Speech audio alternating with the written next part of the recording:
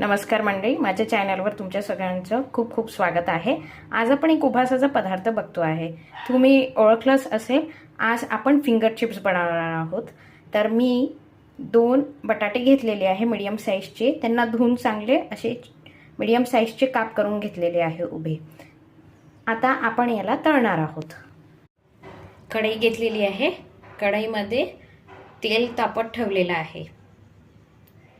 जास्ती तेल गरम करायचं नाही आहे आपल्याला, नाहीतर आपले फिंगर चिप्स बरोबर शिजणार नाहीत।